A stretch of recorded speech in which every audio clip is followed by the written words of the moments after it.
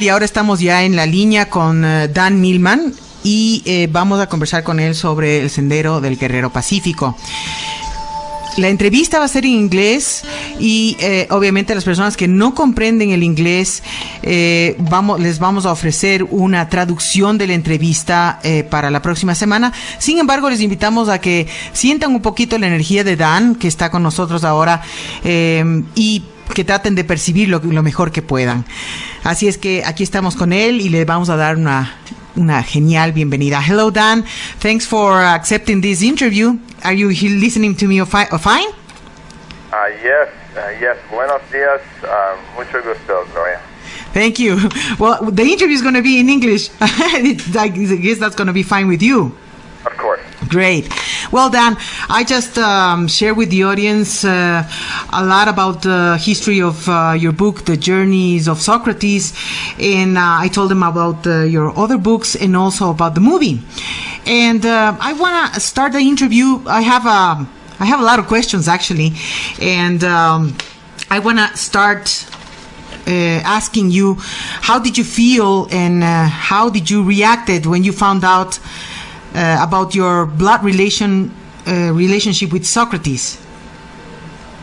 Well, this is a very difficult question to answer. Of course, for those who haven't read The Journeys of Socrates, much away about the surprise at the end of the book. The best way I could respond is to say that The Journeys of Socrates is a novel.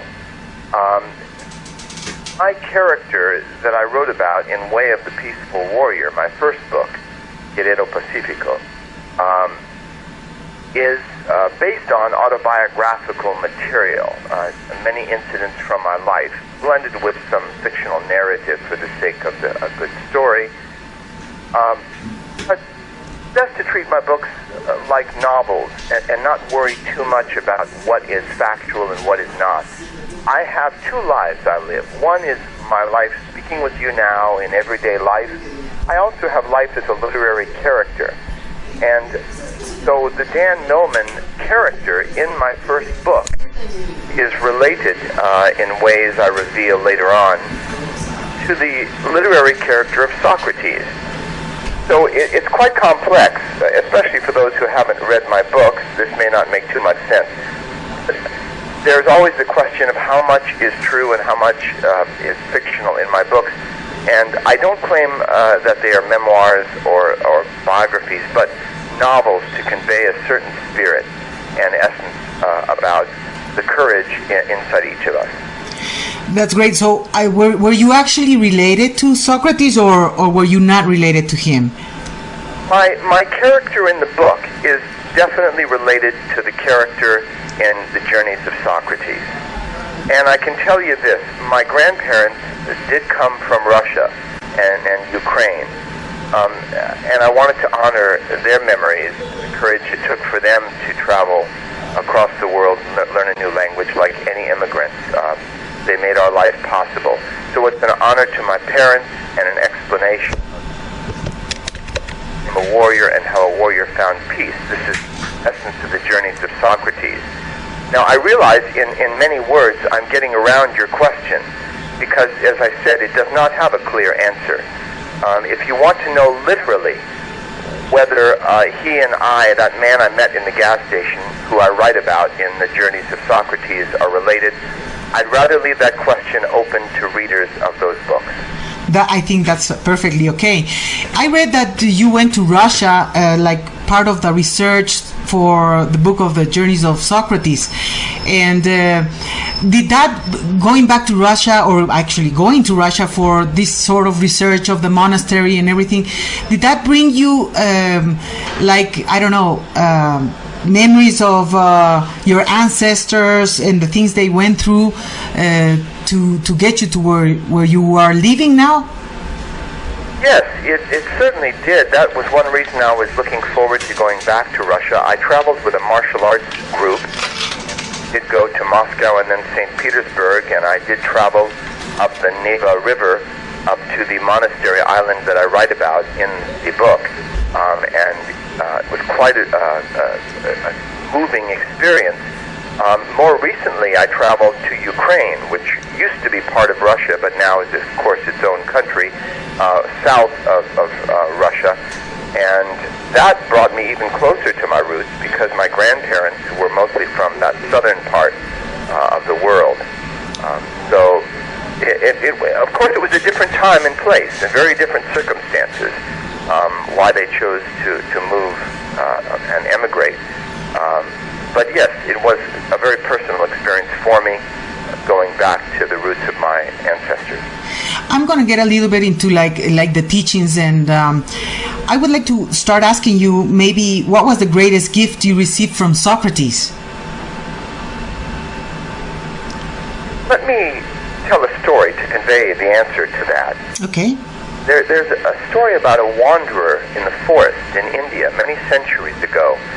And this wanderer, while walking through the forest, he came upon a man walking through a clearing, and something about this man fascinated him, and he began to walk alongside him.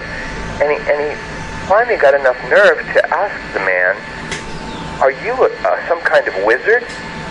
And the man turned to him and smiled and said, "No, of course not." And it turned out this man was the Buddha. But the wanderer didn't know who he was, and he remained entranced by him. And he said, "Well, then are you some kind of great king or warrior?" And the Buddha said, "No." And the wanderer said, "Well, what is it that makes you different from anyone I've ever met?" And the Buddha smiled and said, "Oh, I'm awake. I'm awake." And I think that's what struck me about this old man I met in the gas station. The man who wouldn't tell me his real name, but he reminded me of the old Greek sage, so I started calling him Socrates. And of course this is related in my first book, Way of the Peaceful Warrior. And he had something that I didn't have. I was this successful young athlete. I was a world champion, on the trampoline, and I had a girlfriend, and my grades were good, so I was at circumstance. And yet this old man had something, this old gas station mechanic had some quality I didn't have. I didn't even have a name for it. But that's what I owe to him. He opened my eyes to a bigger picture of life, what we're really here for, than just struggling with our tunnel vision on day-to-day activities. Many people wonder if we're just here to grow up and get some kind of education and get work and make enough money to support a family, maybe have some children, and then grow older and see the children grow, and then we retire or finally get ill and die. I mean, is that all life is about? This is what I wanted to know. And this old man said, no, there's something more going on here, a mystery about life, a bigger drama going on. He taught me that life is a game that we play as if it matters, but with an inner smile and with a deep breath, to remember life isn't as serious, nor are we as serious as we take ourselves sometimes. It's a great theater. So that's a long answer, but that's the best I can convey the answer to your question. Great, thank you. You've already touched even some questions that I have, but I'm going to repeat them, maybe phrase them in another way, to see, what else can you share with us. But now that you mentioned Buddha, in what ways do you consider that the way of the peaceful warrior resembles the way of the Buddha or the enlightened mind? I received letters from Christian priests, from Catholic bishops, from Sufis, the Islamic, the Muslim religion. I received letters from Buddhists and Taoists and shamans and people of every religious leaning, and of course rabbis as well. I have several friends, rabbi friends, and they all say, what you describe in your first book, Way of the Peaceful Warrior, is really resonant with of our religion. And this pleases me very much, because even though it might have recognizable elements from Buddhism or other Eastern religions, really the principles that I convey are universal. They touch the heart of all religions. They're not an alternative to religion. They can make someone, help them to be a better Christian or Muslim or Jew or any philosophical or religious path they follow. It is a practical approach to living with our head in the clouds but our feet on the ground. So I would not say it is particularly Buddhist in its orientation, but more universal, this teaching that I share. That's great. And what do you consider is the most important purpose of the human experience, since you touched on it already? Oh, I can answer that in a different way, certainly. One of the various seminars that I teach is called The Four Purposes of Life, based on the idea that many of us believe we will be happy when we graduate from college, when we have a new car or a better relationship or better... and all of us are seeking in some way happiness, fulfillment. But I think even deeper than that, we're looking for... We're looking for what? Meaning and purpose and connection. Mm-hmm.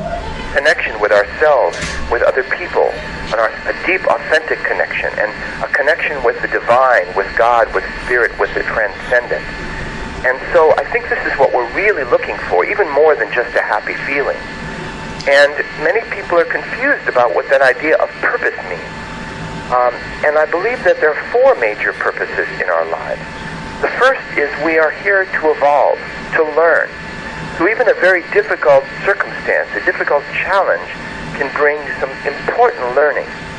It makes our life more meaningful. Even the difficult times can be very positive in terms of, say, call it spiritual weightlifting, to strengthen our spirit.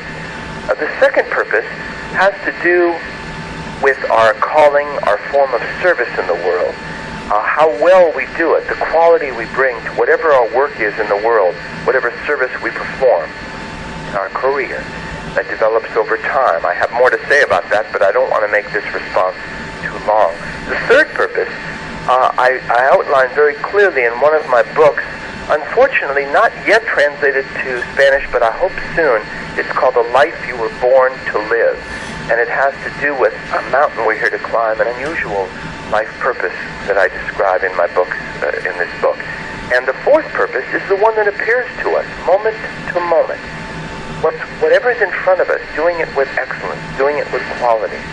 So this is what I also convey in terms of the purpose of our lives. There's more than one, but they blend into a whole, and we call it everyday life. You talked about the connections, like the importance of a true connection, and that's something that we are seeking. Yes. Most of us cannot create a true connection because maybe we don't know who we are. How can you create a true connection when you don't even know who you are, or you are so confused about who you think you are because we have all the culture and the family on top of us telling us who we are, and so we lost our sense of who we really were. So how can we actually start creating a connection to the world through better knowing ourselves? What would you have to say about that? Yeah, well, first of all, let me say this is one of the best and most important questions I've ever been asked. Excellent question. Let me put it this way. At my website, peacefulwarrior.com, and we do have, by the way, a Spanish language section to it, parts of the website. At this website, I have a blog or commentaries on different topics, and one of those topics is called the Trying 20s. And the reason I call it the Trying 20s is when young people are in their 20s, they try this, then they try that, looking for their place in the world, looking for the right work for them. And the reason I mention this in response to your question is because the 20s, for many of us, we get out of our initial schooling, and then we go, wow, here I am in the world. What am I going to do? And then the question comes up, who am I? What are my talents? What are my interests? What are my values? Not the values that were just put upon me as a child, and I was taught to believe this and that, But as an individual growing into the world, what are my true values? Not what I think I should be doing or what someone else is telling me, but what is my heart's desire? What are those seeds within me that need to blossom? And so finding out where our interests, talents, and values lie help us to make more intelligent choices about our directions in the world, what education we're interested in, what subjects. Knowing ourselves in this way also helps us to make wiser choices in terms of our mate, in terms of our partner, our spouse, who we want to spend time with, and our friends. So everyone eventually must go through this phase of self-examination to find out and ask the question, who am I? And this means breaking through self-image that we've learned, this persona, this mask we put to the world to try to be liked by other people and to try to please other people. Eventually that authentic self needs to break through. There are ways to do that. I teach some of them. I can't possibly convey them in a short time in an interview like this. But I do. There are ways. Some people work with dreams. Other people work with something called Nikon. It's a Japanese word that means looking within. And it's a process to see ourselves more realistically. So, but the fact is, all of us, and not just in our 20s, but in our 30s, 40s, 50s, and beyond, are seeking, who am I really?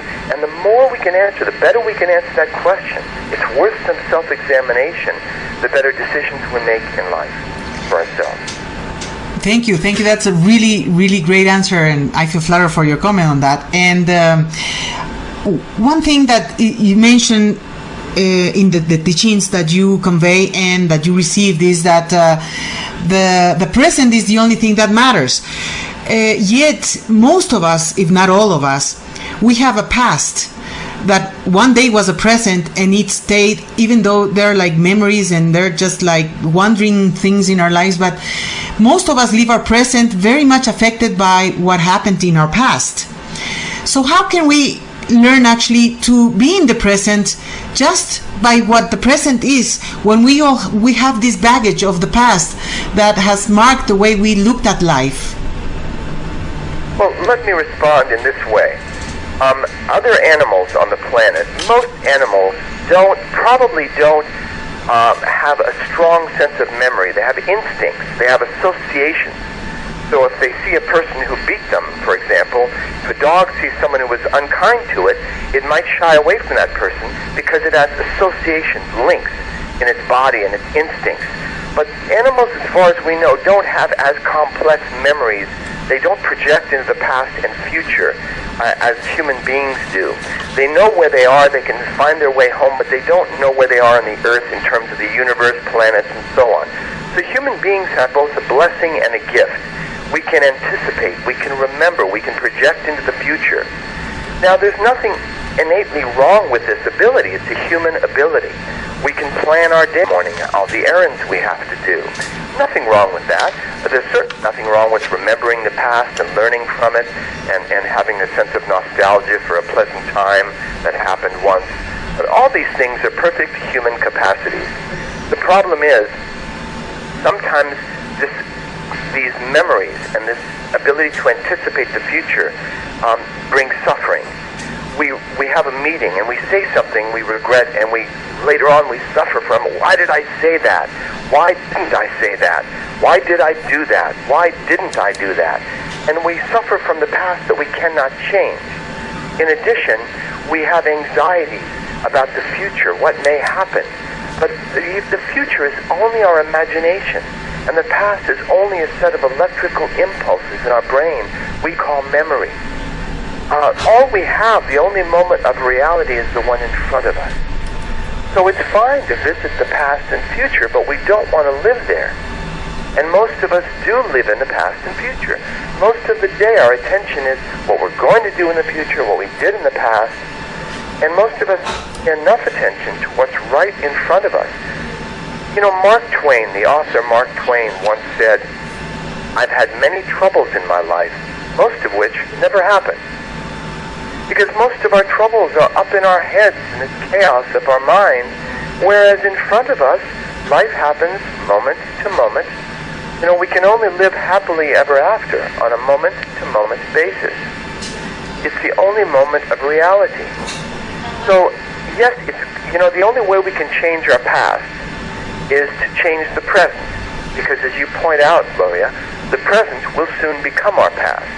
So the better we make our present, the better memories we have of that past.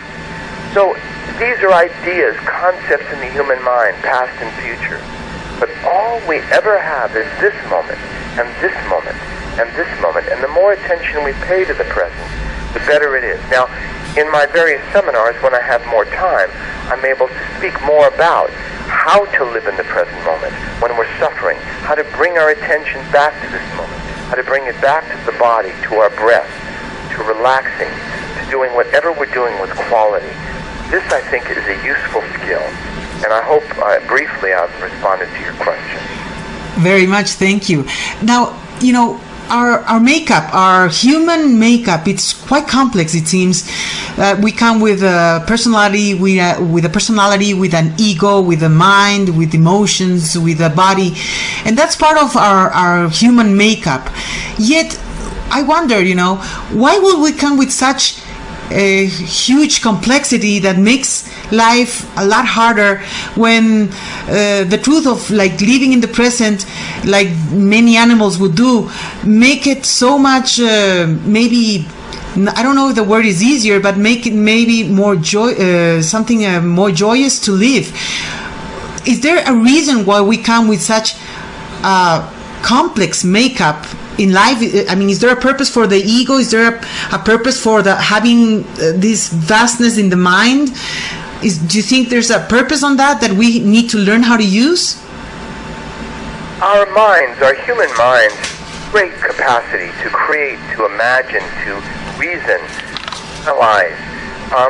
But mind is like a great engine, like a powerful automobile, like a team of horses. Sometimes they have to be tamed. So the mind, any powerful tool we have like the mind, we need to learn how to use it. There was a writer, I believe her name was Barbara Rask, who said, the lesson is simple, the student is complicated. That sounds good. As you point out, we complicate everything. Humans complicate food, they complicate sexuality, they complicate all these natural things in our lives with all these shoulds and oughts and shouldn'ts and meanings we ascribe to everything. We just talked about the present moment. One advantage of focusing on the present is it simplifies our life. Many times we wake up in the morning thinking, I have 20 things to do today, it's going to be such a busy day, but there's only one thing we have to do when we first wake up.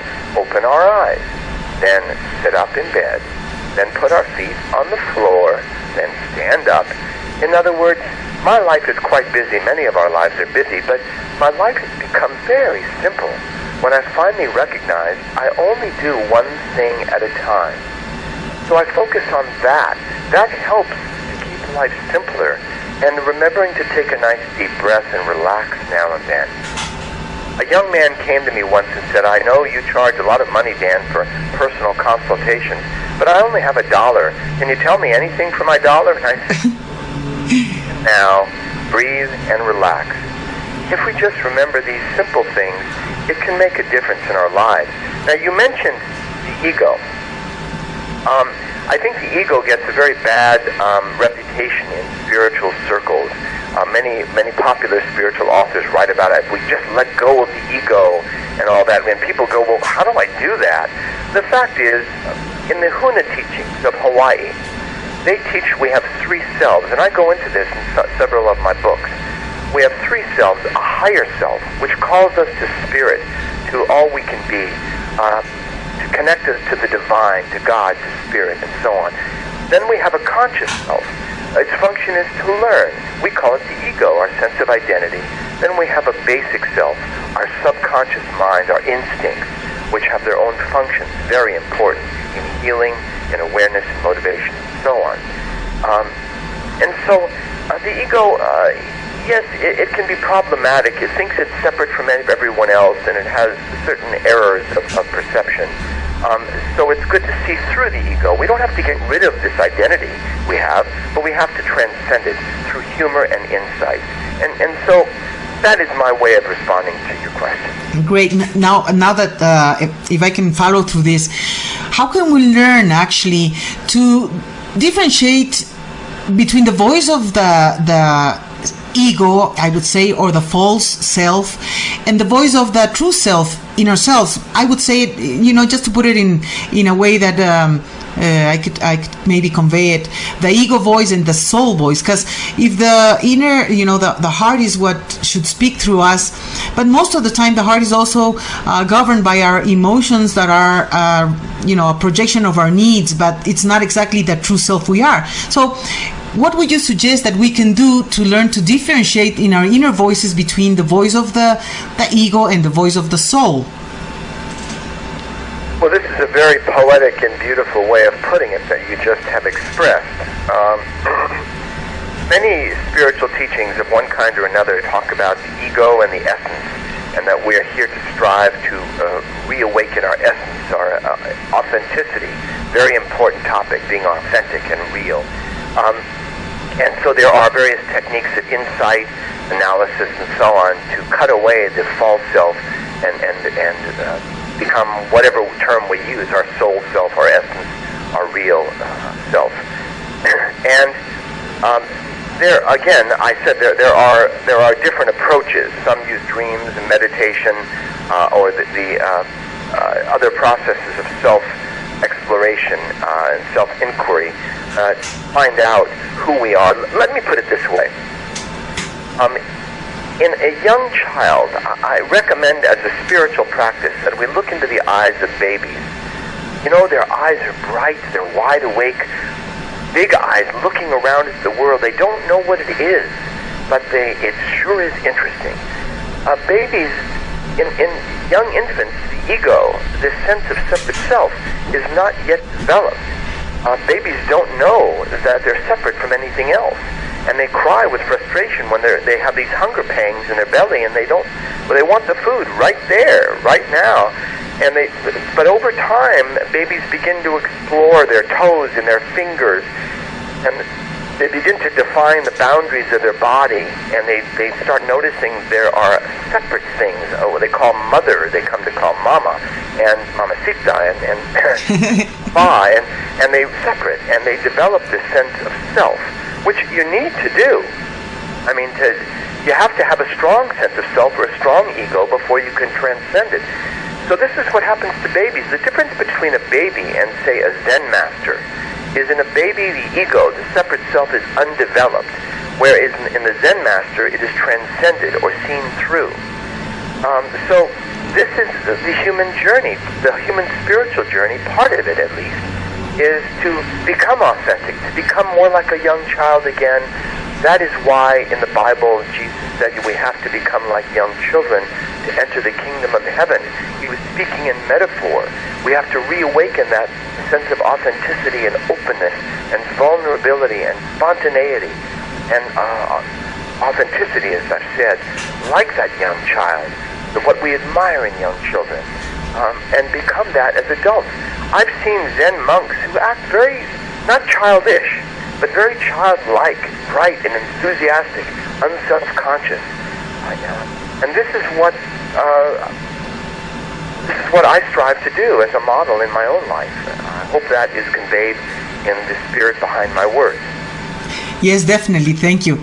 I would suggest that you watch the Avatar series in anime, because I think you're going to relate a lot with the Avatar. I'm a big fan of that. I don't know if you heard about it, but I would certainly recommend that you watch the Avatar on Nickelodeon, but now they have all the videos about it. That recommendation, I'll look it up on Google. Great, please do so. The Avatar, it's the most amazing TV series I have watched in the last decades, and I don't watch TV that much, so this has been really great. I think you're going to enjoy it. Oh, great, an anime TV series, great. Yeah, Avatar. I have a couple more questions for you. You see, most of us are afraid of getting hurt, so we don't allow ourselves to be vulnerable. What kind of power do you think we can find in vulnerability? Oh, I love your questions, I have to tell you.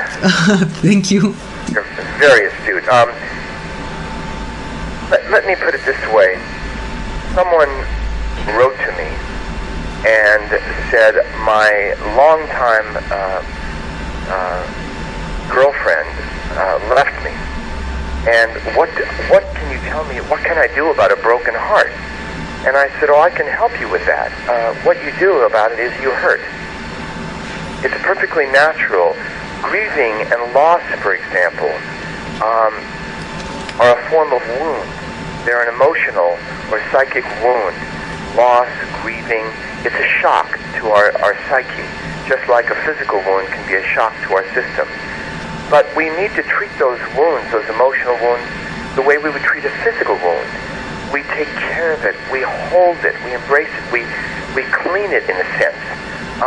We bandage it, and we take care of ourselves, and over time those wounds heal. The sense of loss of a loved one through death or separation, that acute knife-like pain of grieving eventually fades to a sense of loving remembrance and wisdom and perspective, because every adversity brings hidden gifts of strength, compassion, and wisdom and perspective. So many people come to me saying, Dan, I'm interested in spiritual life and enlightenment and personal growth, but I think what they're really saying, what their heart is crying out for, is a way to feel better more of the time and to feel good more of the time and to feel bad less of the time. Many of us seek ways and methods and strategies and techniques to feel good, that we want better feelings, and unfortunately that may not be the best approach, because it is quite natural for our feelings to change all the time. If we observe ourselves, sometimes we're a little bored or anxious or happy or sad. Feelings pass like the weather. This is a line I actually got into the movie. I didn't write the screenplay, but they got 10 pages of material that I contributed at the last minute. And when Socrates says in the movie, emotions are like the weather, very true. I think it's important for us to learn to accept our emotions as natural to us in the moment, rather than try to run from them or fix them. Accept them, and meanwhile focus on the constructive purpose in this moment. Because the more constructive we are in our actions, the more productive we are in our lives, the more likely in the long run our feelings are to be of fulfillment, satisfaction, because we're accomplishing something. So through constructive work in our everyday life, what we do moment to moment, that's the best way I know of actually to manage our emotions, rather than trying to will ourselves to feel differently than we do, which I find is not very productive. Thank you. That's very clear. Now, you see, most everybody, actually I don't think that's most of us, but everybody, we don't like to get hurt. But the experiences we have with getting hurt, they just hurt. So you think, is there a way we can face being hurt in such a way, in such a manner that we can start looking at suffering or being hurt as a way to grow, maybe? I think this is very important. When I teach seminars, I often ask the audience, everyone in the audience, raise your hand, please, if you've experienced physical, emotional, or mental pain in your life. Of course, all the hands go up.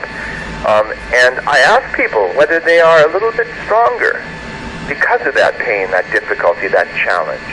And everyone, yes, agrees. And are you a little bit wiser? Yes, everyone agrees. Maybe a little more compassionate. And so we don't have to seek adversity. Life is filled with adversity. I remind people that anyone who has played sports, that's a form of voluntary adversity.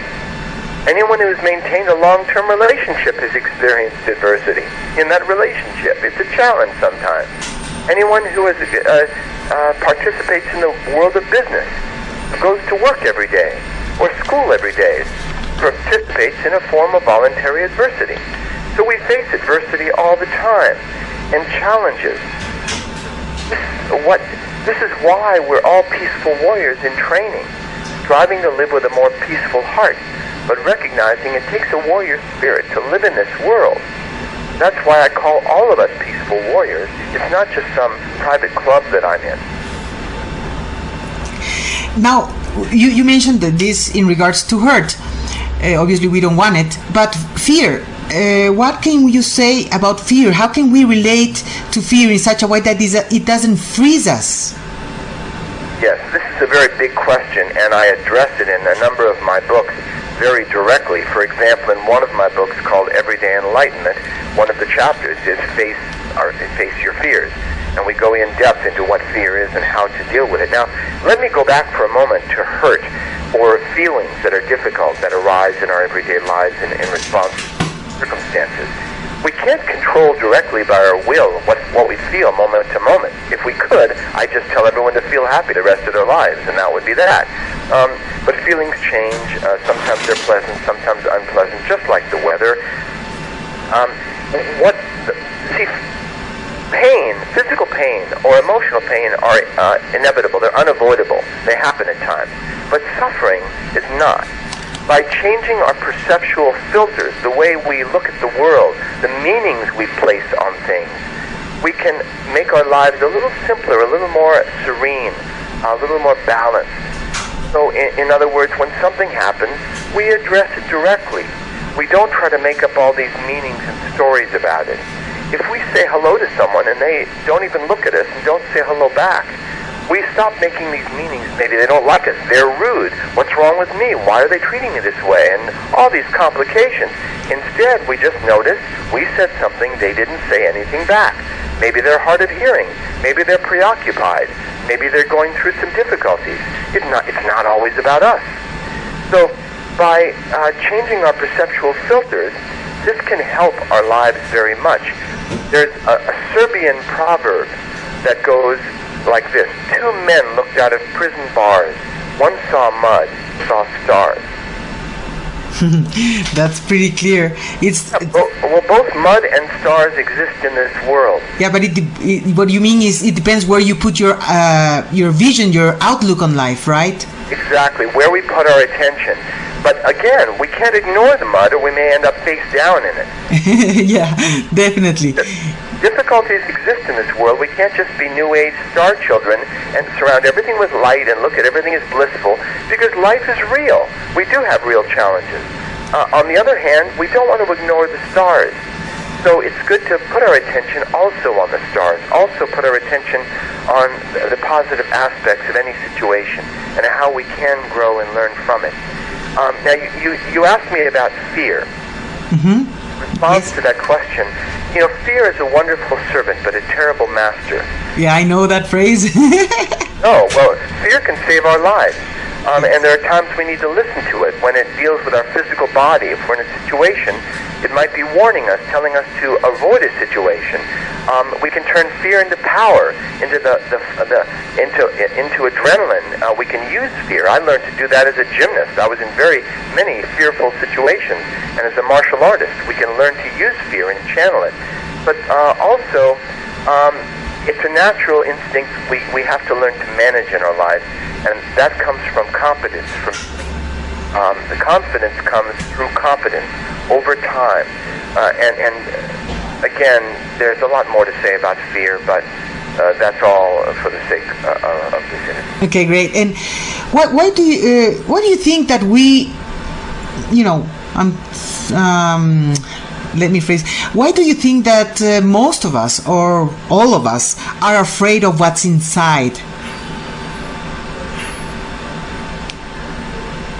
Are you there? Oh yes, I am, but I needed to contemplate that. Okay. Take your time. Yeah. I suppose that it may or may not be universally true that we fear what's inside. That was a line from the Peaceful Warrior movie. I did not write that line, so I can't really take responsibility for it. Some people, I do know, imagine some kind of volcano, some kind of cauldron ready to explode if they let out what's inside. They fear that there are repressed emotions and angers that will explode if we let them, and all that. And I don't necessarily believe in that. Psychologists talk about repressed emotions or suppressed hidden emotions that are waiting to come out. I don't think we have those. I think we feel something or we don't. And we know when we feel something, or we're not feeling it. How can you have an unfelt feeling? Is that like having an unsunk thought? We either think something or we don't. We feel something or we don't. These complicated ideas that we fear what's inside. What's inside me are internal organs. What's inside me are blood coursing through me. That's inside my skin. When we talk about what's inside of our head, inside of our psyche, we have a brain, we have thoughts. I don't think we should worry so much about what is inside. We should first clarify, what do we mean by that statement, what's inside? Are we talking about physical organs? Are we talking about hidden thoughts or emotions?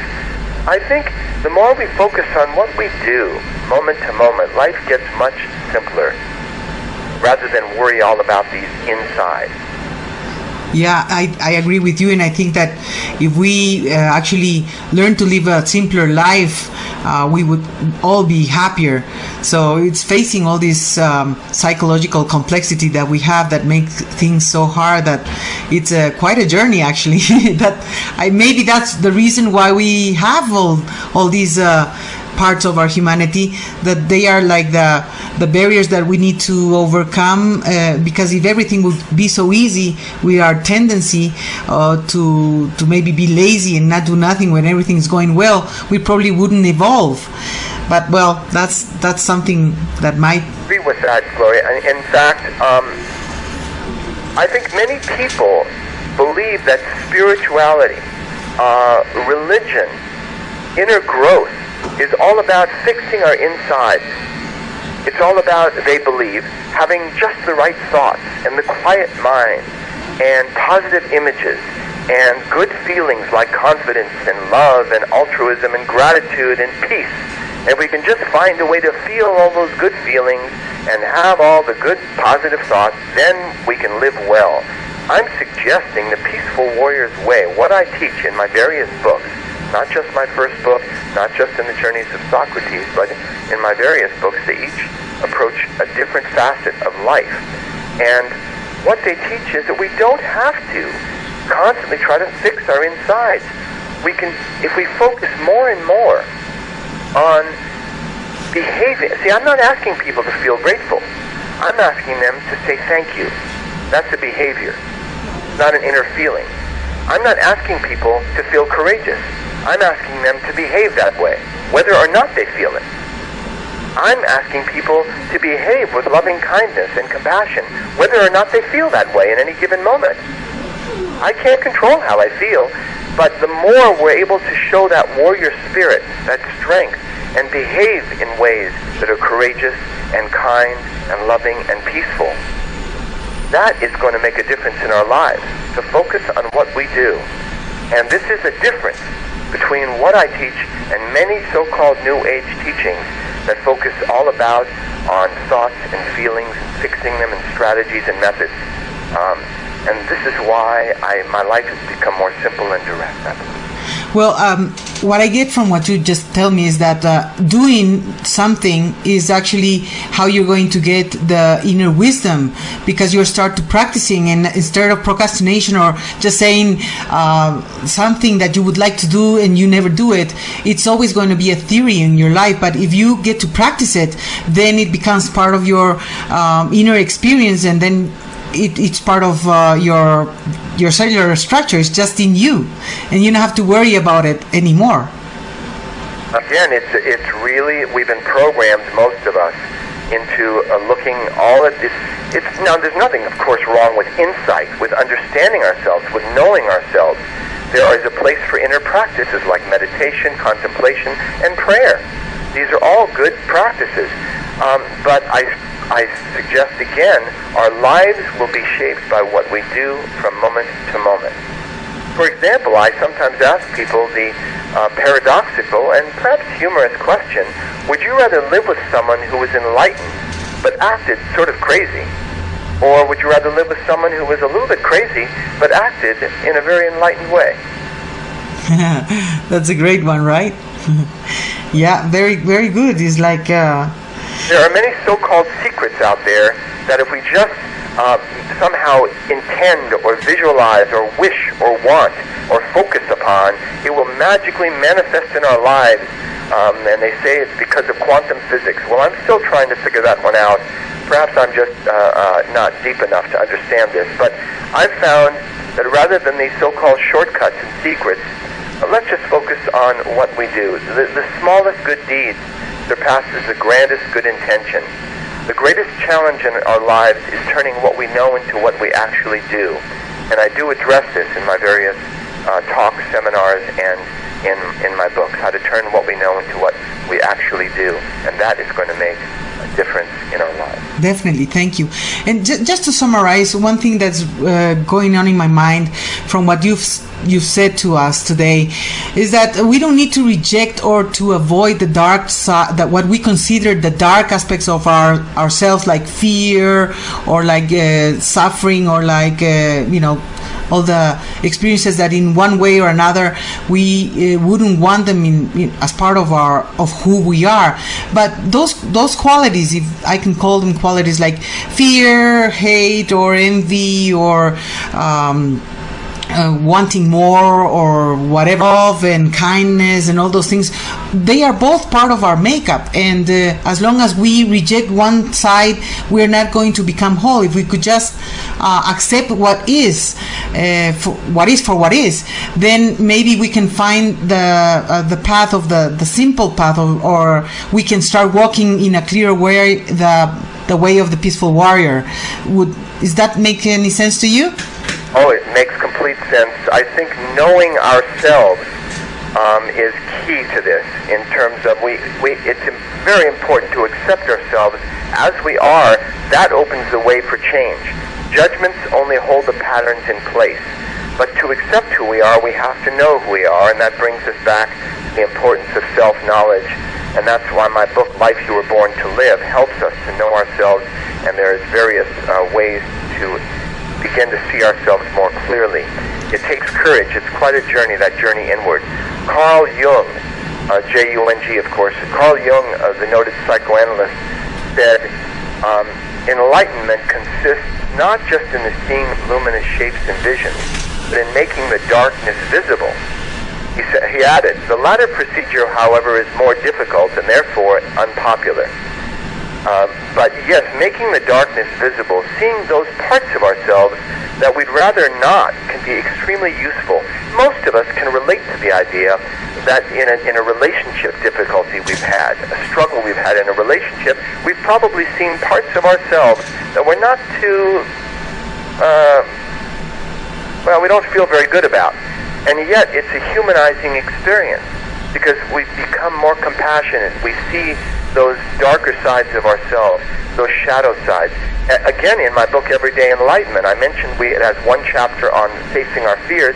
It has another chapter called Illuminating Our Shadow. So seeing those parts of ourselves makes us more human, more real, more authentic. Life has light and darkness. It's important to recognize both sides, and we have a much better, in a way, control over it that way than when we're unaware of those aspects of ourselves. I got one last question for you, and that would be, since you've mentioned it, how can we actually develop courage, or how can we awaken the courage in ourselves, especially when most of the times we are so ruled by fears and insecurity for life circumstances? So how can we actually help awaken the courage in ourselves? Yes. Well, again, if you speak of courage, Customato, he was a boxing coach, and he said heroes and cowards feel exactly the same fear. They just respond differently. So it's not a matter of trying to generate a feeling of courage. It's perfectly natural to feel fear or anxiety in different situations. I feel it, you feel it, everyone feels it. In certain situations, we feel afraid. That's why I say, and it takes a while to really get this, life is not about trying to feel the right feeling or get rid of certain feelings we don't want to feel. It's about allowing those feelings, accepting our feelings, whatever they are, in any moment, whether it's fear, anger, sorrow, happiness, joy, whatever those feelings are, accepting them as natural to us in the moment, and at the same time responding in a courageous way. So it's possible for someone to feel fear and respond with courage. We read about it in the newspapers all the time. It doesn't mean they didn't feel fear.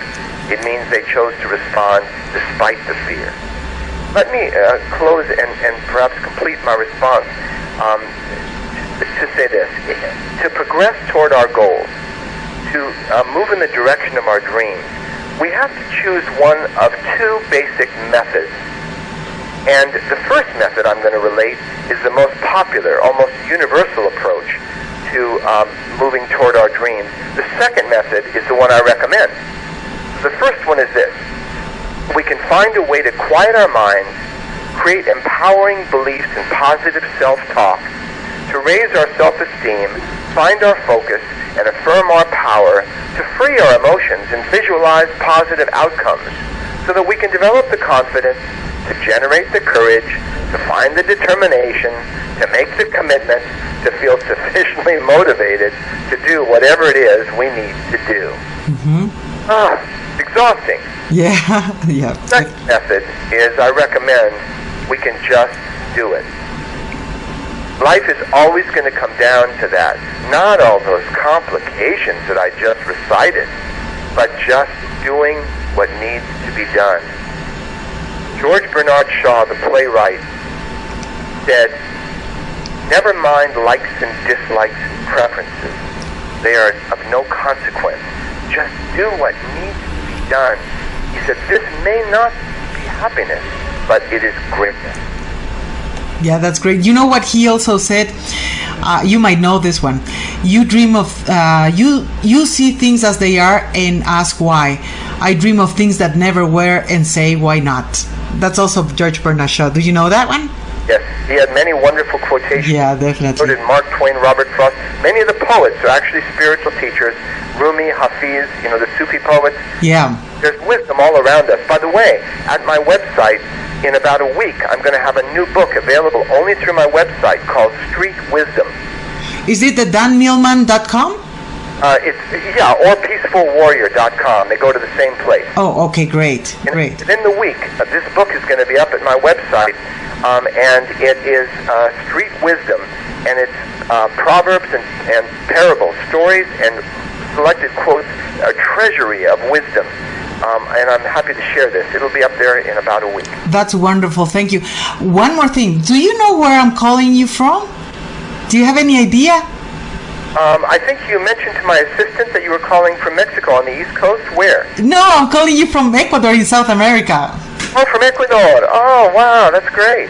I'm going to be down in Costa Rica in August.